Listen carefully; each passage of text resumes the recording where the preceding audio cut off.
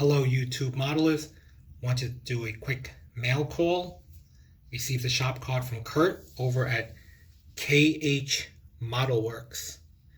Like his card, looks like an A4 Skyhawk, mid 80s, possibly 85 Monte Carlo. I remember when they were popular in the streets, it was always either dark burgundy, white, or black. And on the lower left looks like a Ming Tunes Panther tank. So check out Kurt if you haven't done so already. I'll leave his channel in the description. He's a great modeler. He does group builds. He completed a egg-plane build, a P-51D, and he's simultaneously working on 3 kits right now. A C-123 cargo plane, a Spitfire, and a P-36 vacuum form. I actually never worked on a vacuum form model myself, but he's also into model rockets, which is something I also like to do as well.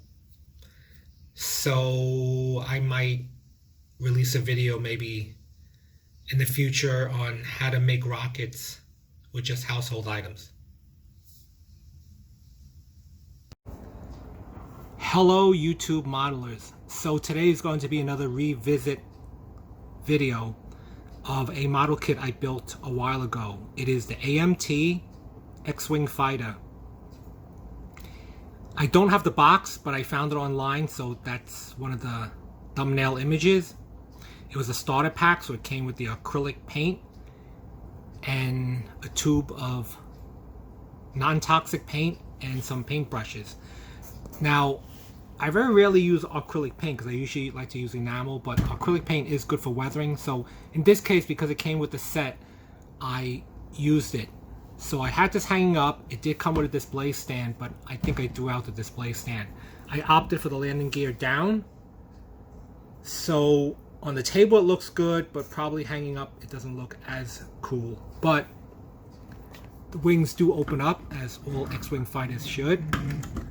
It's a the wings are like a scissor that meet inside the fuselage, so that's how it looks opened.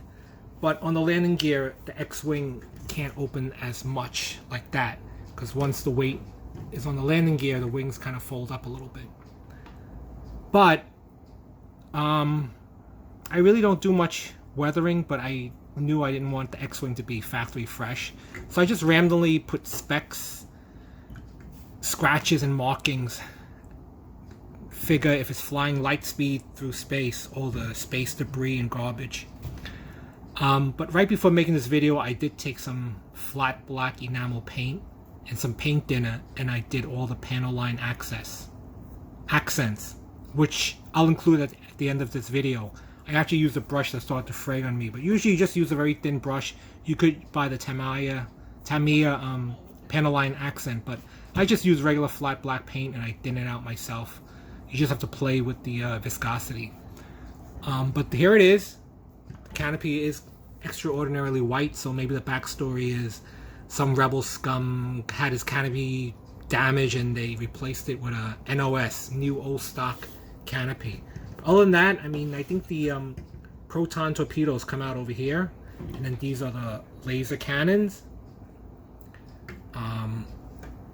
Actually, this laser cannon came off, so if you notice, it looks a little strange because I just took a piece of extra sprue tree and I just melted it and stretched it out to the diameter I wanted it, and then re-glued it. But other than that, I mean, it was a pleasure to build this AMT. The fit isn't really that great because if you notice, the wings are wobbly. The wings wobble a little bit. I hear the Bandai kits are pretty good, but the AMT kit is not bad for its size because it's 12 inches long and the wingspan is like around 11 inches, so it's pretty big. Not much to it except for the fuselage and the wings, but it has pretty good panel lines in the surface of the plastic, so you can definitely bring that out with panel line accent. I think I've spent more time on the accent than anything else. Of course, R2-D2, I think he's mounted a little too high. I think he was in a little further. You probably would not have seen his arms, but I'm not a rivet counter, so some things could be off. Average canopy. Unfortunately, no Luke Skywalker or pilot. It's a simple canopy. Cockpit, I mean. There's a slot for the display case. A lot of panel lines underneath. Highlighted that.